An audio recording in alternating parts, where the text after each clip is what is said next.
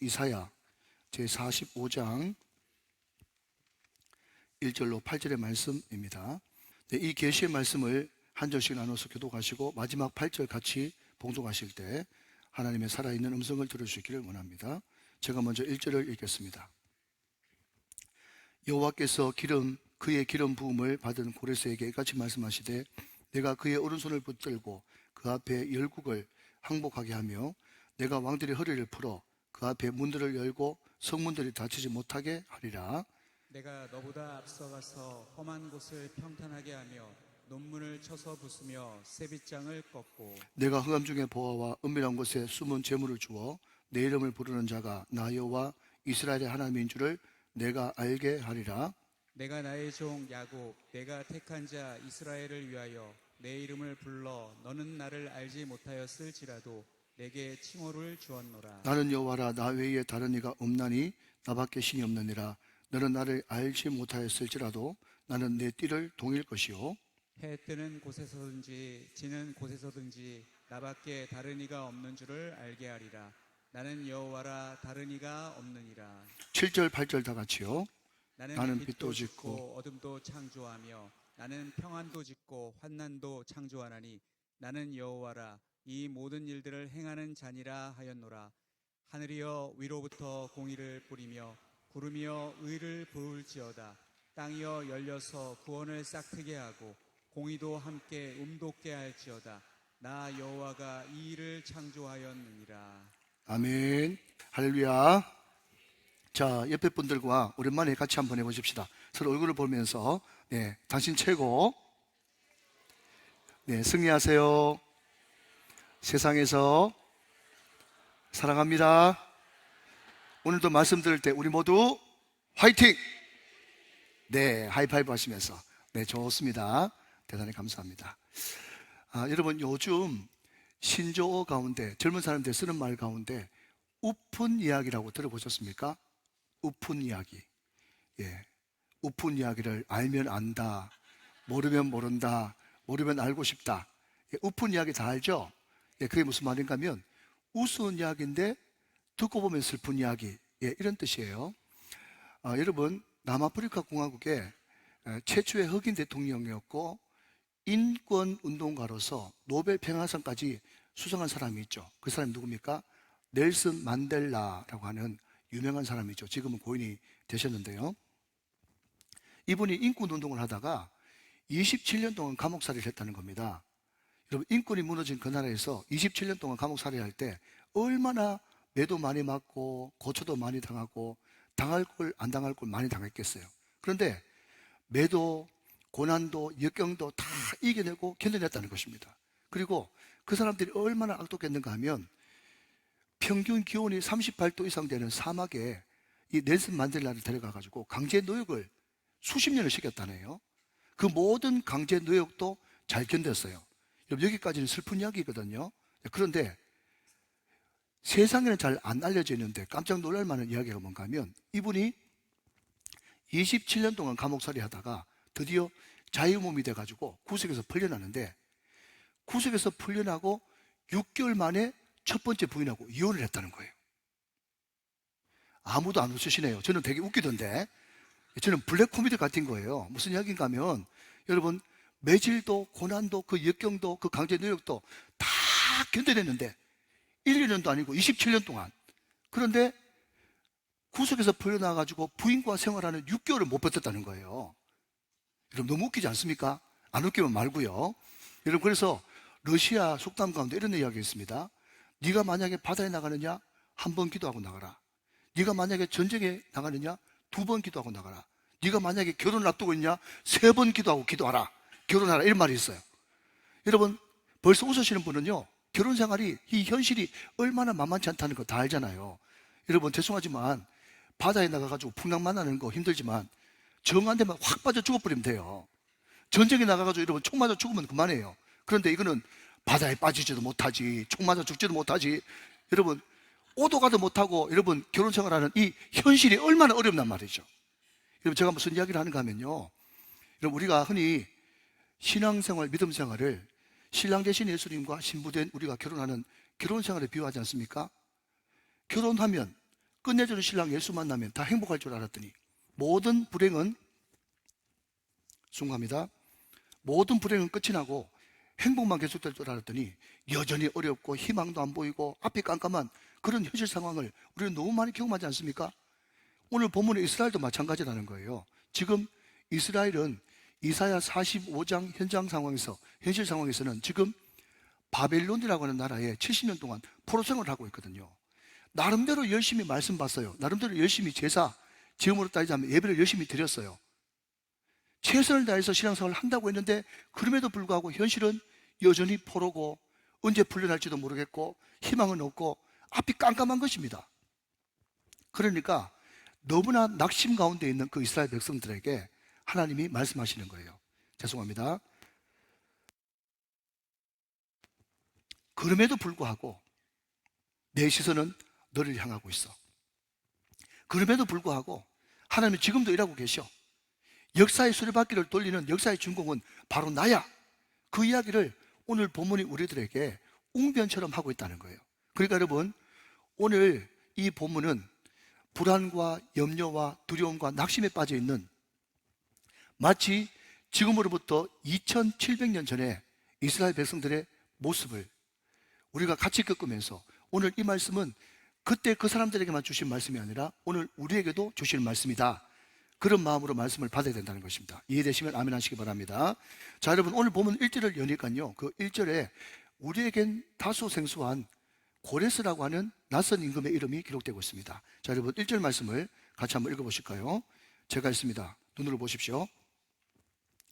여호와께서 그의 기름 부음을 받은 고레스에게 이같이 말씀하시되 내가 그의 오른손을 붙잡고 그 앞에 열국을 항복하게 하며 내가 왕들의 허리를 풀어 그 앞에 문들을 열고 성문들이 닫히지 못하게 하리라.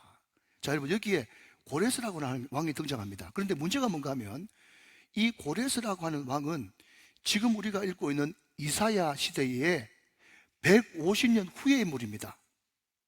그러니까 150년 전에 이사야가 150년 후에 될 일을 지금 예언하고 있고 그 역사의 현장의 주인공은 고레스라고 하는 이름하는 왕이 될 것이라고 우리에게 말하고 있다는 거죠.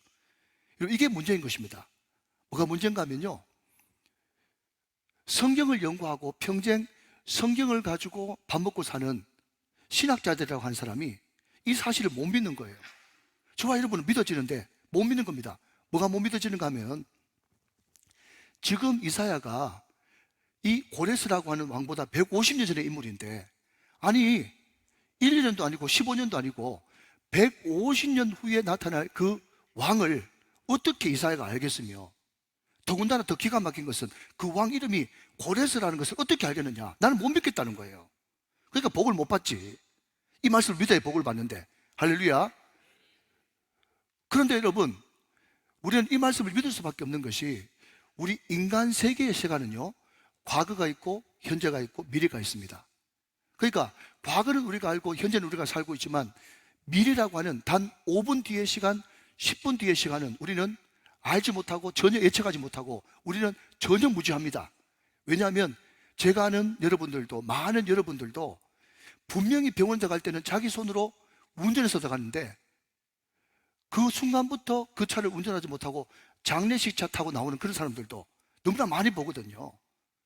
1시간 뒤에, 하루 뒤에 우리 인생을, 우리는 미래라고 하는 그 시간은 우리의 시간이 아니기 때문에 알지 못한다는 거예요. 그러나 하나님의 시간은 영원 시간이고 하나님의 시간은 묵시의 시간이고 하나님의 시간은 하루가 1000년 같고 1000년이 하루 같은 그런 세월을 살기 때문에 하나님은요, 과거도 현재고 현재도 현재고 미래도 현재인 줄로 믿으시기 바랍니다. 그러니까 하나님은 150년 뒤에 그 미래도 지금 현재처럼, 지금 있는 일처럼 말씀하시고 150년 뒤에 태어날 인물도 이름까지 아시는 분이다, 그렇게 말씀하고 있다는 거예요. 여러분, 저는요, 이 말씀을 묵상하면서 이런 생각을 한번 해보게 됩니다. 한번 들어보십시오. 여러분, 이미 결론 났지만 고레스라고 하는 이 왕은요, 하나님을 믿지도 않고 하나님을 알지도 못하는 이방 왕입니다. 그런데 만약에 이 고레스가, 만약에 가정하는 겁니다, 하나님을 알고 하나님을 믿어서 이사야의 말씀을 150년 뒤에 읽을 수만 있었다면 이 고레스라고 하는 왕이 얼마나 큰 일과 더 큰 능력으로 하나님의 일을 감당했겠느냐, 그 생각을 해보게 되는 거예요. 아니, 내가 태어나기 150년도 전에 이사야라고 하는 야훼를 믿는 신이, 야훼를 믿는 선지자가 내 이름을 기록했단 말이야. 그리고 내가 지금 페르시아의 왕이 될 것도, 내가 바벨론을 물리칠 것도, 내가 이스라엘 백성들을 해방시킬 것도 이미 다 예언되어 있단 말이야. 무슨 이런 수가 다 있나 하면서 깜짝 놀라면서 더 하나님을 굳세게 믿고 더 능력 있게 하나님의 종으로 쓰임 받을 수 있었겠죠.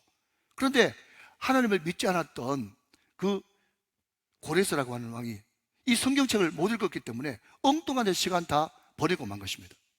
그런데 여러분, 더 기가 막힌 사실은 뭔가 하면요, 우리도 성경만 펼치면 하나님이 나를 얼마나 사랑하는지, 여러분 같이 한번 찬양해 보실래요? 날 사랑하심, 날 사랑하심, 날 사랑하심. 어디에? 성경에 쓰였네. 믿으십니까? 여러분, 우리가 이것을 머리로만 아멘하지 말고 가슴으로 아멘해야 되는 거예요. 여러분, 우리가 성경만 펼치면 말이죠, 성경에 뭐라고 기록되어 있습니까? 창세전부터 나는 너를 안다.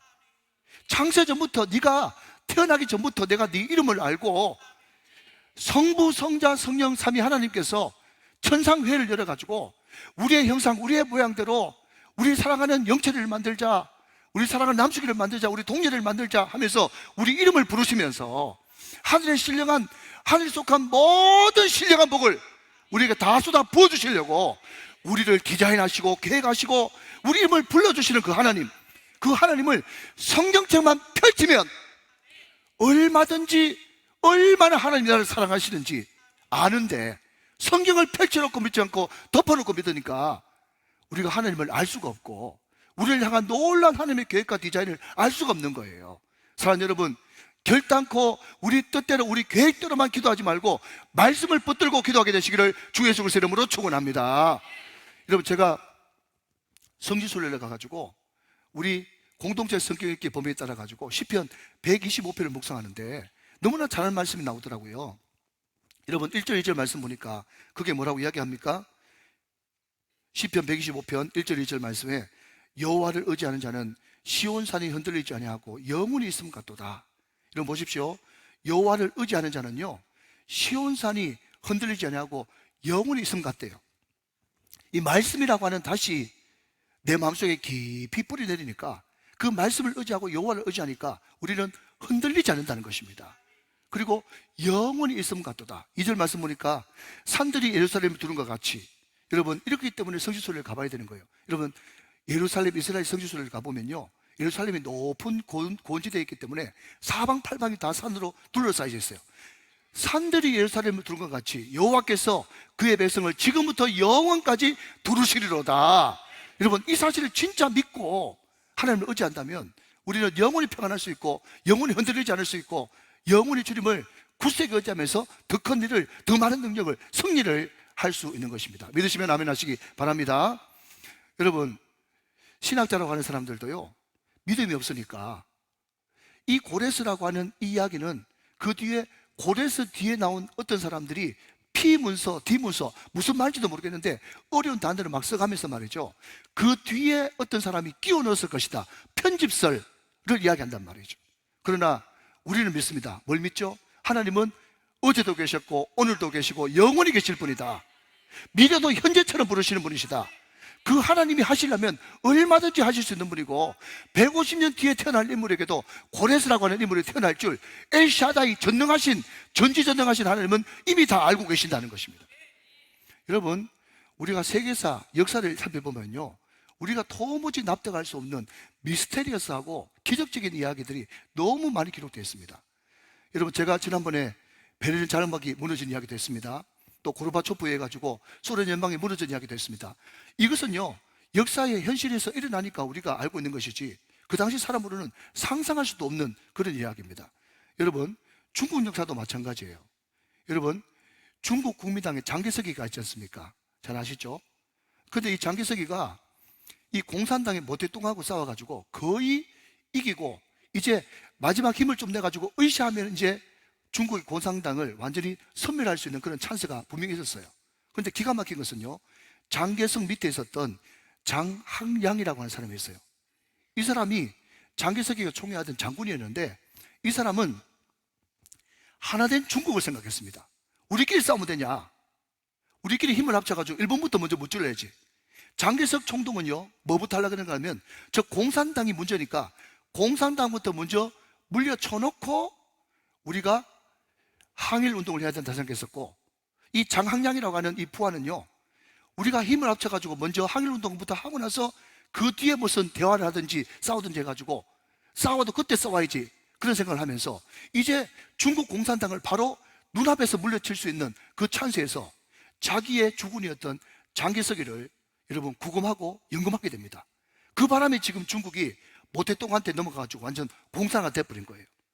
여러분, 그런 일들이 비일비재하게 있다는 겁니다. 와같이 여러분, 오늘 이 고레스라고 하는 이 왕은 말이죠, 역사적으로 보면 바사라고 하는 조그만 나라의 왕이었습니다. 여러분, 이 페르시아 제국 이야기는 통일된 하나의 합본이 없어요. 그렇지만 공통적인 이야기를 한번 이런 말씀해 드리면, 이 바사라고 하는 지금의 페르시아죠, 지금의 이란입니다.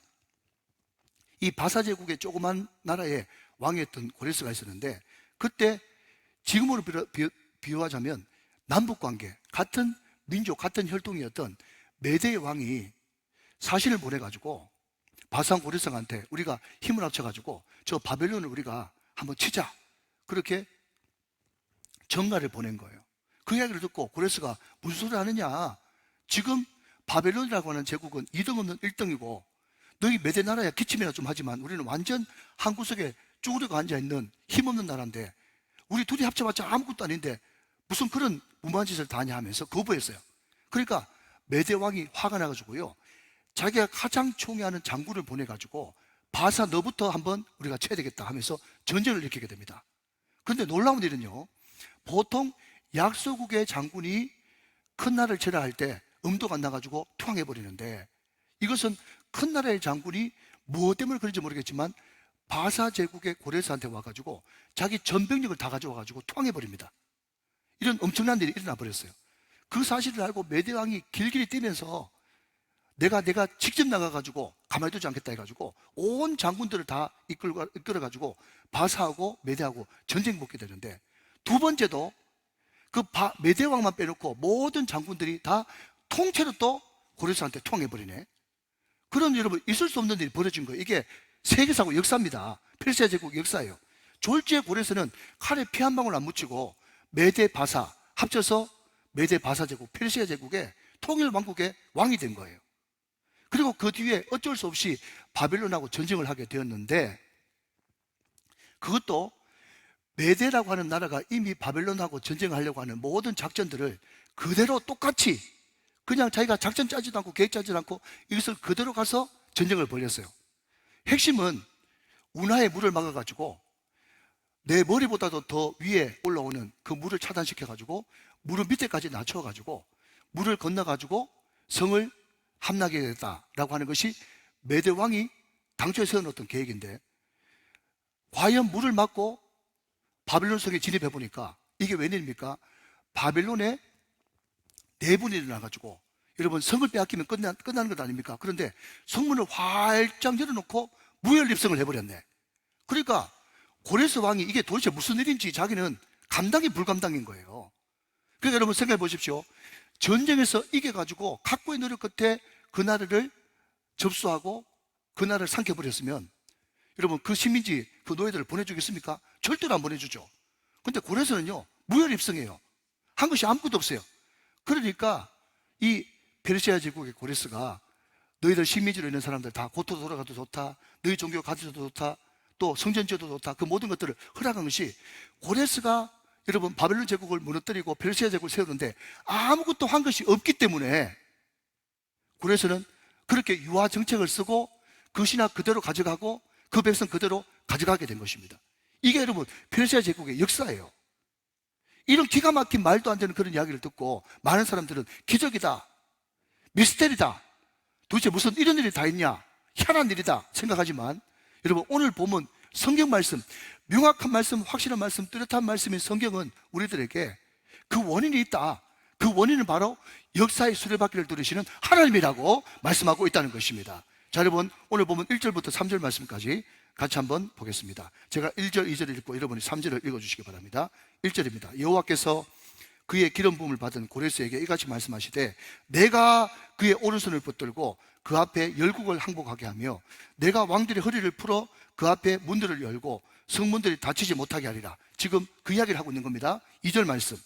내가 너보다 앞서가서 험한 곳을 평탄하게 하며 논문을 쳐서 부수며 세배장을 꺾고, 여러분 이 말씀은 다 외웠으면 좋겠어요. 2절 3절 말씀은요. 3절 다 같이 큰 소리로 저와 같이 했습니다. 시작. 내게 흑암 중의 보화와 은밀한 곳에 숨은 재물을 주어 내 이름을 부르는 자가 나 여호와 이스라엘의 하나님인 줄을 내가 알게 하리라 그랬습니다. 자, 여러분 1절에 2번, 2절에 1번, 3절에 1번, 여러분 1, 2, 3절에 정말 세계사에서는 그것이 미스테리라고 이야기하고 퀴즈 같은 일이라고 이야기하고 도대체 그런 일이 어떻게 생겼나라고 이야기하지만, 여러분 오늘 성경은 명확하게 그 모든 일을 누가 했다고 말씀하고 있습니까? 나 여호와가 그 일을 했다고 말씀하고 있다는 것입니다. 사랑하신 여러분, 세상이 아무리 어지럽게 돌아가도 역사의 수레바퀴는 하나님이 쥐고 계십니다. 그것을 믿어야 할지니라. 그것을 믿어야 된다는 거예요. 여러분, 이것을 믿는 사람은요, 하늘만 더 의지하겠죠? 하늘만 더 바라보겠죠? 그분만 붙들겠죠? 그것이 바로 믿음이고 신앙이라는 거예요. 여러분, 옛날에는 어떻게 하든지 어떤 좋은 예화를 끌어들여가지고 은혜를 끼치게 할까 걱정이 됐는데, 여러분 하나님을 의지하면서 성경 말씀을 보니까 제 마음속에 확신이 생긴 것은 뭔가 하면, 이 귀한 말씀을 그냥 성경에서 어긋나지 않게 잘 풀어서 원액 그대로 먹여도 이제 우리 우정교회 성도들은 다 은혜 받고 이 자체가 너무 말씀이 좋다, 그렇게 생각되어지는 겁니다. 할렐루야. 자, 여러분 1절 말씀 한번 보시겠습니까? 1절 말씀. 자, 거기에 그의 기름 부음을 받은 이라고 하는 그의라고 하는 단어에 제 성경에는 6이라고 관주가 되어 있고 쭉 내려가니까 70인역에는 나의라고 되어 있다 그랬습니다. 나의 기름 부음 받은 고레스입니다. 기름 부었다는 것은 구약의 언어로는 메시아고 또 신약 언어로는 그리스도인데, 이 고레스를 통해서 내 백성 이스라엘을 해방시키고 풀어주는 역할을 했다. 그렇기 때문에 고레스는 예수 그리스도를 나타내는 예표하는 그림자다, 그 이야기를 하는 거예요. 자, 그리고 여러분 1절 말씀 계속 보시니까 내가 왕들의 허리를 푼대요. 여기에 내가 왕들의 허리를 푼다는 말이 무슨 말인가 하면, 여러분 그렇지 않습니까? 전쟁하면요, 적군이든 아군이든 어떤 성을 점령하고 아니면 어떤 기지를 점령해가지고 손들어 항복해라 할 때, 항복하면 제일 먼저 하는 것이 뭡니까? 탄티 풀어. 여러분 12.12 사태 기억나십니까? 탄티 풀어가지고 무장해제 시켰잖아요. 왜냐하면 허리에 차고 있는, 거기에 칼도 차고 여러분 도끼도 차고 권총도 차고 다 허리에 차기 때문에 왕들의 허리를 푼다라고 하는 말은 뭔가 하면 왕들의 무장을 해장시킨다, 무장을 해제시킨다, 이런 뜻입니다. 그리고 성문이 여러분 열리면 끝인데 그 문을 열고 성문이 닫히지 못하게 한다. 이것도 하나님이 그렇게 하시겠다고 말씀하고 있다는 거죠. 자, 여러분 2절 말씀 보면 하나님이 너보다 먼저 앞서가서 험한 곳을 평탄케 하고 논문을 쳐서 부수고 세배장을 꺾고, 할렐루야. 3절 말씀 다 같이 보시면요, 내게 흑암 중에 보화와 은밀한 곳에 숨은 재물이에요. 자, 여러분 보화와 재물이 은밀한 곳에 숨어 있고 흑암 가운데 있어요. 그럼 못 찾죠. 그런데 아무리 흑암 중에 숨어 있고 은밀한 곳에 숨어 있어도 빛을 비춰주시면 찾게 되는 줄로 믿습니다. 하나님께서 숨어 있는 재물, 숨어 있는 보화를 빛을 비춰주셔가지고, 여러분 바벨론 제국이 금을 참 좋아했거든요. 그래서 전 세계 금이 바벨론에 다 있다 할 정도로 금이 많았던 거예요. 그런데 그 바벨론에 있는 금을 고스란히 페르시아 고레스한테 다 줬기 때문에, 여러분 성경 뭐라고 이야기하는가 하면, 보통 왕들이 노예를 놓아주고 식민지를 놓아줄 때 보상을 받고 돈을 받고 놓아주거든요. 그런데 고레스는 일전 안 받고 이스라엘 백성들을 놔줬어요. 왜 놔줬는가 하면 바벨론의 금을 다 차지했거든. 그것을 하나님의 관점에서 뭐라고 얘기하는가 하면, 내가 바벨론에 있는 금을 다 줌으로써 이미 이스라엘 백성의 몸값을 지불했다고 말씀하고 있다는 거죠. 이해되시면 아멘 하시기 바랍니다. 자, 그리고 여러분 여기 보면 굉장히 중요한 단어가 나오는데, 내 이름을 부르는 자가 나 여호와 이스라엘 하나님인 줄 내가 알게 하리라. 하나님은 이름을 부르게 한대요. 이름을 불러요. 자, 여러분 이름을 부른다는 말이 무슨 말인가 하면요, 여러분, 우리가 격투기나 권투 시합할 때 청코나 홍코나 하면서 선수 이름을 소개하지 않습니까?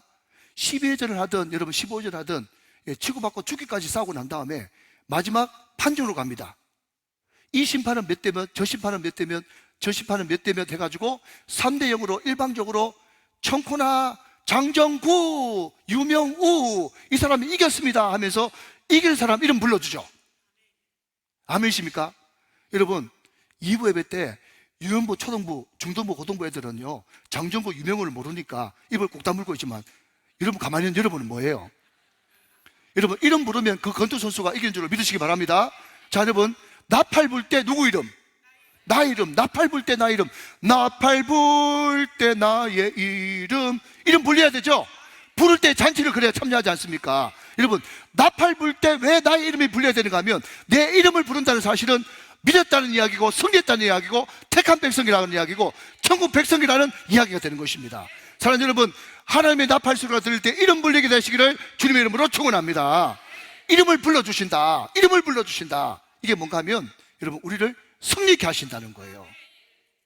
여러분, 왕들의 무장을 해제시키고 감추어진 보화와 재물을 발견하게 하시고 먼저 가서 평탄 계시고 높이장을 꺾고 세문을 부숴버리는 그 하나님, 그 하나님이 나의 하나님이란 말이죠.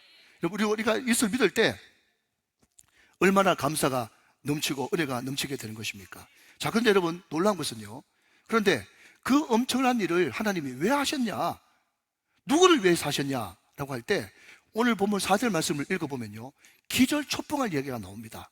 자, 여러분, 4절 말씀 앞을 보시면서 제가 빨갛게 표시한 부분, 그 부분만 같이 한번 읽어보도록 하십시다. 자, 앞부분만 같이 읽어요. 시작. 내가 나의 종 야곱, 내가 택한 이스라엘 곧 너를 위하여 그 일을 했다는 거예요. 여러분, 이게 복음 중에 복음인 것입니다. 여러분, 제가 참 사랑하는 스펄전이라고 하는 설교의 황태자가 말이죠, 이런 이야기를 했지 않습니까? 여러 번 인용을 합니다마는 자기는 시편 23편을 너무 좋아하는데 거기에 기가 막힌 단어들이 많이 나온다는 거예요. 여호와 나의 목자란 말도 좋고 푸른 초장 잔잔하시네, 다 좋은 말이 많이 나오지만은 그러나 나는 시편 23편을 묵상하면서 나에게 가장 은혜가 되는 단어는 나의라는 단어다 그랬어요. 무슨 말입니까? 여호와가 너의 목자면 어떡하겠어요? 푸른 초장 잔잔하시니까가 목사님 거고 권사님 거고 장로님 거고 내게 안 되면 어떡하겠습니까? 사랑하는 여러분, 여호와가 나의 목자가 되시길 바랍니다. 푸른 초장 잔잔하시네, 내 평생의 선하심과 인자하심이 여러분에게 것이 되시기를, 나의 것이 되시기를 주님의 이름으로 축원합니다. 여러분, 오늘 1절부터 3절 말씀까지는요 기가 막힌 말씀이에요. 내가 구원자 고레스를 세워가지고 네 앞서 보내가지고 네 앞길을 평탄하게 하고 문빗장을 부수고 세뱃장을 끊고 감추어진, 은밀한 곳에 감추어진 보화와 재물을 나한테 주고 너 이름을 불러주고 아무리 여러분 좋은 소리를 많이 해봐도 그것이 나와 상관이 전혀 없으면 아무 소용이 없다는 거예요. 여러분, 다시 한번 더 4절 말씀을 한번 보실까요? 내가 나의 종 야곱, 이 야곱이라는 이름 대신에 내 이름 넣어야 되겠죠? 내가 택한 자 이스라엘, 이스라엘도 같은 사람이니까 여기도 내 이름 넣어야 되겠죠? 할렐루야. 곧 너를 위하여 이 일을 하셨다는 것입니다. 여러분, 이것은요 믿음의 세계입니다. 믿음으로 이것을 바라보지 않고는 받아들이지 못하는 거예요. 복음 중에 복음입니다. 이것은 하나님의 은혜예요. 왜 하나님이 나에게 그런 엄청난 일을 하셨나? 나는 몰라요. 나는 그냥 은혜를 입었을 뿐이에요. 여러분, 그래서 복음을 깨닫고 은혜를 아는 사람들은요 항상 행동하는 것이란 말에서요 능동태가 아니라 수동태로 행동하고 말하게 된다고 이야기하고 있어요.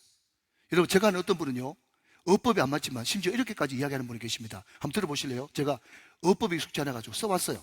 이 사람은요 어떻게 다른 사람한테 말하는가 하면요, 나는 하나님께 구원을 당했다, 그렇게 이야기해요. 아멘? 내가 여러분 믿어줘서 구원받은 것이 아니고 나는 하나님께 구원을 당했어요. 이게 성경적으로 더 맞는 말이에요. 한 걸음 더 나가서 전도도 내가 한 것이 아니라, 내가 전도한 것이 아니라 하나님이 그 사람을 구원하셨다. 항상 수동태고 하나님을 먼저 앞세웁니다.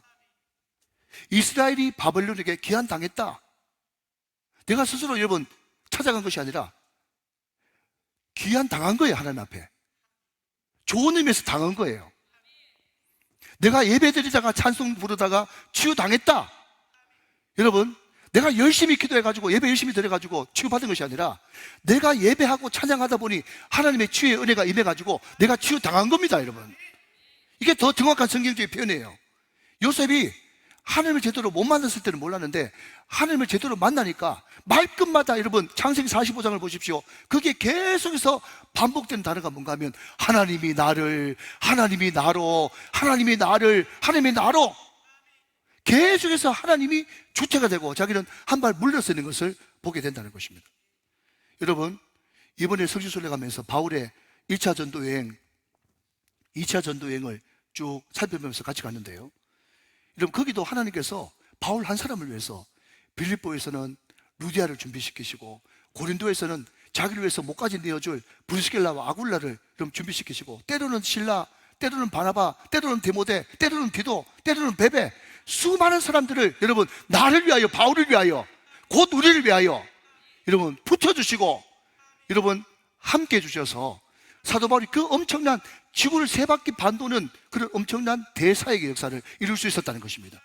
바울을 위해서 준비해 주신, 또 이스라엘을 위해서 고리스를 150년 전에 예배해 주신 그 하나님은 바로 저와 여러분 우리들을 위해서도 예배하신 줄로 믿으시길 바랍니다.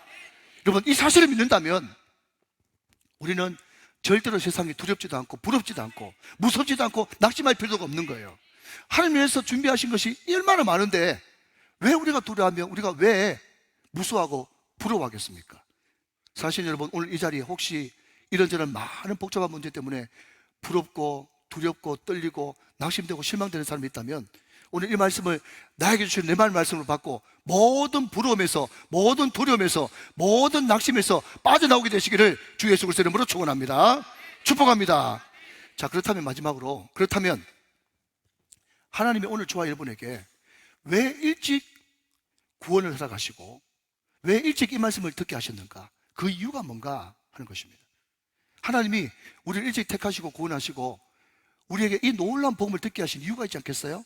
오늘 그 이유를 5절부터 8절까지 제가 쭉 읽을 텐데 거기에 매절마다 반복되는 또 구절이 나옵니다. 그것을 한번 집중하시면서 앞을 보시면서 한번 경청해 보시면 좋겠습니다. 5절 말씀부터 제가 읽기 시작하겠습니다. 나는 여호와라, 나 외에 다른 이가 없나니 나밖에 신이 없느니라. 너는 나를 알지 못하실지라도 나는 내 띠를 동일 것이요, 해 뜨는 곳에서든지 지는 곳에서든지 나밖에 다른 이가 없는 줄을 알게 하리라. 나는 여호와라, 다른 이가 없느니라. 나는 빛도 짓고 어둠도 창조하며 나는 평안도 짓고 환난도 창조하나니 나는 여호와라, 이 모든 일을 행하는 자니라 하였노라. 하늘이여 위로부터 공의를 뿌리며 구름이여 의를 부를지어다. 땅이여 열려서 구원을 싹트게 하고 공기도 함께 움돋게 할지어다. 나 여호와가 이를 창조하였느니라. 아멘. 여러분, 하나님께서 계속해서 강조하고 있는 것은 내가 했다는 거예요. 내가 여호와라는 거예요. 내가 너의 아버지고 지금도 내가 너와 관계를 맺고 있으면서 이 모든 것의 주관자가 된다고 말씀하고 있다는 것입니다. 여러분, 이사야 45장 말씀에 가장 핵심되는 구절 중에 하나가 15절 말씀이에요. 자, 여러분, 마지막으로 15절 말씀을 같이 한번 보시겠습니다. 제가 읽습니다. 구원자, 잘 보십시오. 이스라엘의 하나님이여, 진실로 주는, 시작, 스스로 숨어 계시는 하나님이시니라. 하나님은 어떤 분이냐 하면요, 스스로 숨어 계시는 분이에요. 이 말을 다른 말로 바꾸면 우리는 눈에 보이는 것밖에 볼 수 없지만 하나님은 내 시선 밖에서 지금도 일하고 계신다는 거예요. 내가 모르는 곳에서 일하고 계신다는 겁니다. 내 배후에서 지금도 이 모든 것들을 주물딱 하면서 모든 것이 지금 될 수 있도록 역사하신다는 거예요. 여러분, 그렇기 때문에 우리는 고백할 수밖에 없는 거예요. 여러분, 한번 따라 하시기 바랍니다. 하나님이 하셨습니다. 하나님이 하십니다. 하나님이 하실 것입니다. 아멘. 여러분, 이것을 믿어야 된다는 것입니다. 하나님이 과거에도 하셨고 지금도 하고 계시고 앞으로도 하실 것입니다. 가장 선하고 아름다운 방법으로. 여러분, 그래서 여러분, 신앙생활의 첫 번째 원리가 뭔가 하면요, 무조건 이것을 믿으셔야 돼요. 그게 뭔가 하면 하나님과 가까이 하면 가까이 할수록 무조건 사람들은 착해지고 아름다워지고 쓰임받게 되고 더 좋게 변화된다는 거예요.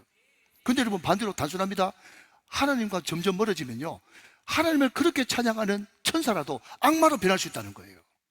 하나님을 가까이 하면 점점 더 좋아지고 하나님을 멀리하면 점점 더 악하게 된다. 이 사실만 알아도 우리는 주님을 더 가까이 하는 것이 내 평생의 과제고 미션이고 사명이라는 것을 알게 된다는 것입니다. 여러분, 하나님을 스스로 숨어 계신 분이라고 말씀했어요. 여러분, 이제 이야기 하나만 하고 마치겠습니다. 허리를 한번 고쳐 세워보시죠.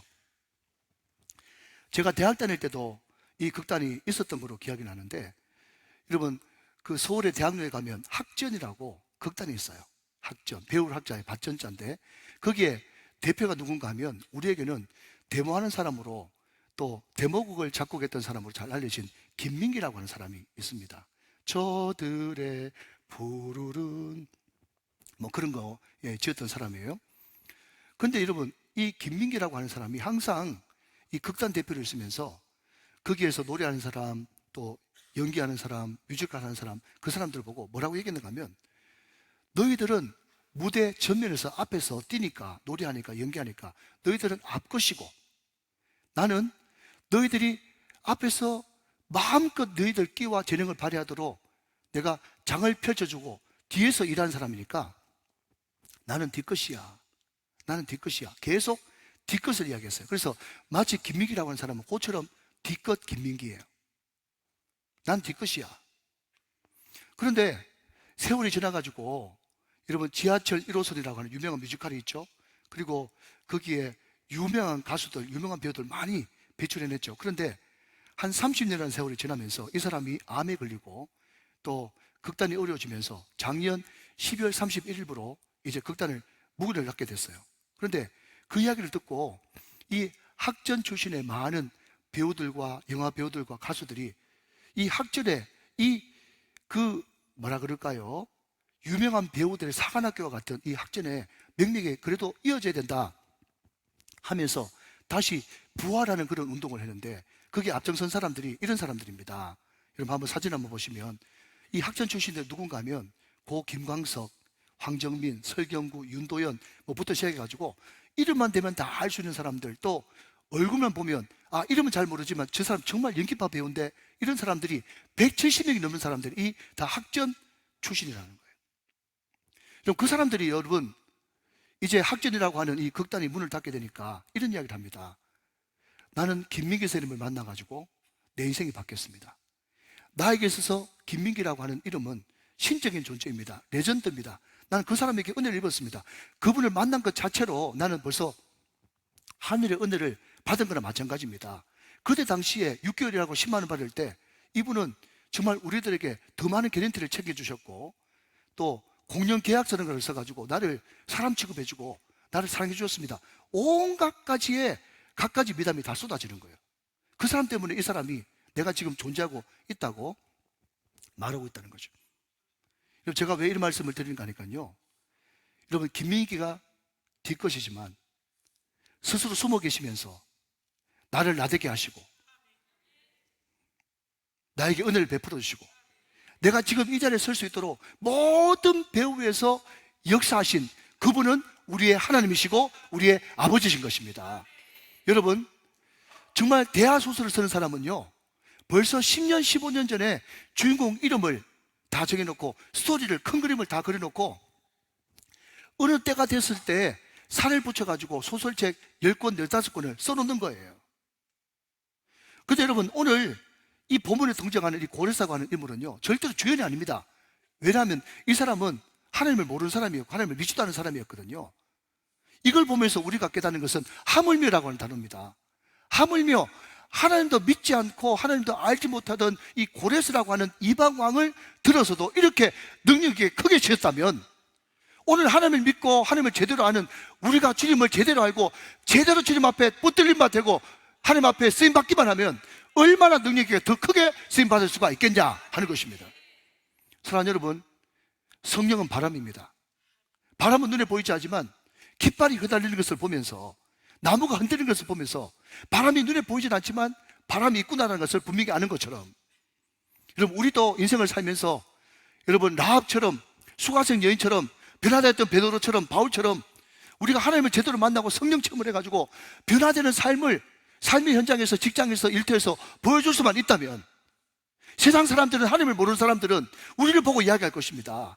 그래, 저 사람을 보니까 하나님이 계셔. 저 사람을 보니까 하나님이 계신 게 분명해. 하나님이 좋으신 분이시야. 나는 저 사람이 믿었던 하나님을 나도 믿고 싶어. 그렇게 여러분 삶으로 고백할 수 있는 하나님의 깃발이 되고 하나님의 나뭇가지가 되는 것이 우리의 사명이고 우리가 해야 될 일이라는 것입니다. 사랑하신 여러분, 오늘 이 말씀을 들으면서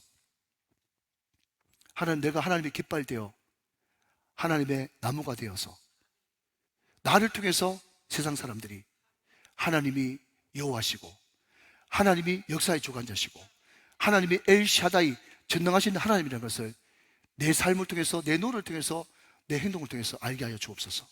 이것이 저와 여러분의 간절한 소원이 다 되시기를 주 예수 그리스도의 이름으로 축원합니다. 축복합니다. 축원합니다.